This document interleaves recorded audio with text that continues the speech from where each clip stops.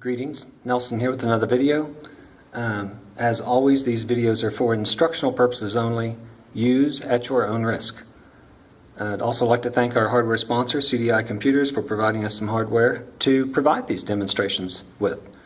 Today, we're going to install a firmware install of Linux with persistence, and then upon the first boot, we are going to go ahead and stack in the necessary requirements to run this site's VirtualBox virtual machine. So let's get started here.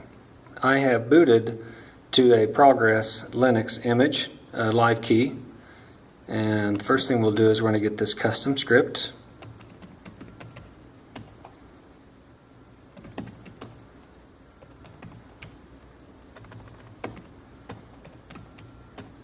It's a prototype script, so we may have to modify just a little bit here and there. Set the execution bit on the script, launch the script, and again, most of this is going to be pre-defaulted. So that's where do we download the files from? Do I want persistence? The default, we've set that for us. This is just the default size to launch the machine based on the various hard drives. This is the default that was set. This machine, we could make a larger persistent partition if we wanted to, but for demonstration purposes, that's going to be fine. Just going to figure out where we want to put this on here. We know it's SDA in our case, and this is the sanity check. So this is pretty stock. This is just a stock install with persistence.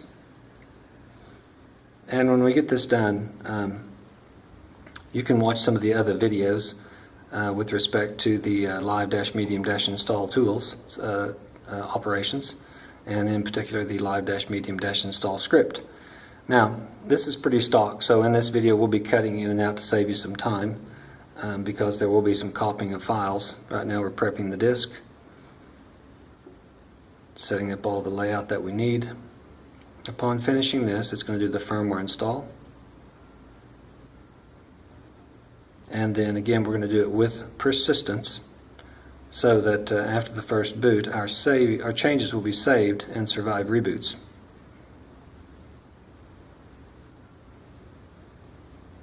And on that first boot, there's just a couple more tools that we need to install that are not included in this default setup here.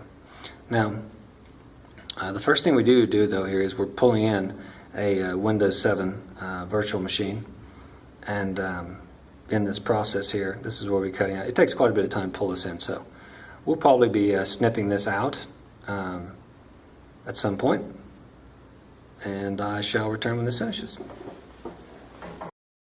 Okay, we're clipping back in here, and if you'll notice, we've copied in the boot information, the firmware part, and right up here we've copied in the VirtualBox Windows 7 image that we will be using on this particular machine. And so we're done. At this point now we are going to halt the computer,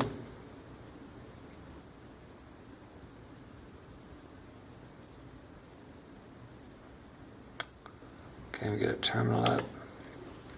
I'm going to become the root user, and the first thing we're going to do is I'm just going to check. That's right, it's user, so we're going to ln.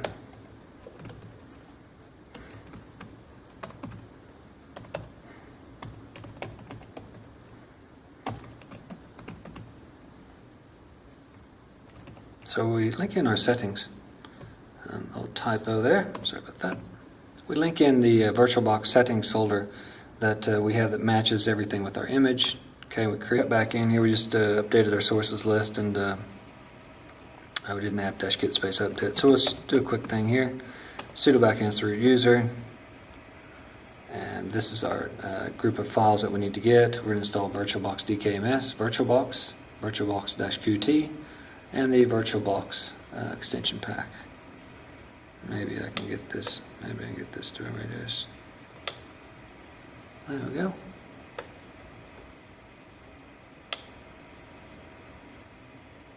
There we go. Now, so that should be what we need extra here.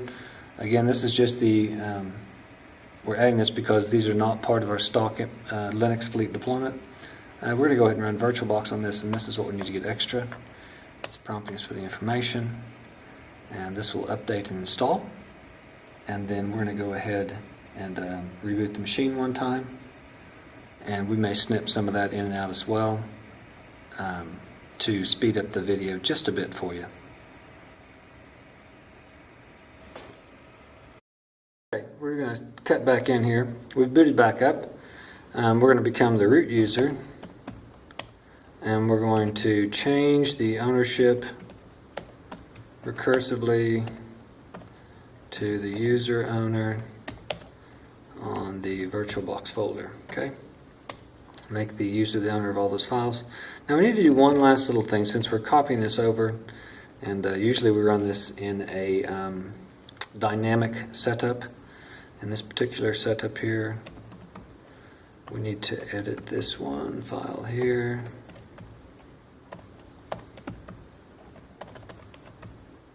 See what those files are in there. The VirtualBox XML file, and we're going to do a substitution here. We're going to do a global substitution, and everywhere that we have a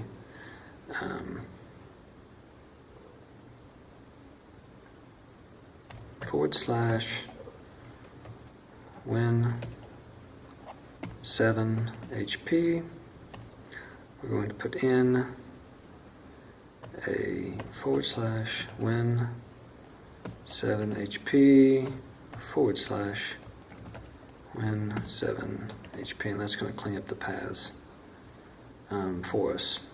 So we're going to take one /win7hp, and we're going to put in a /win7hp and another /win7hp.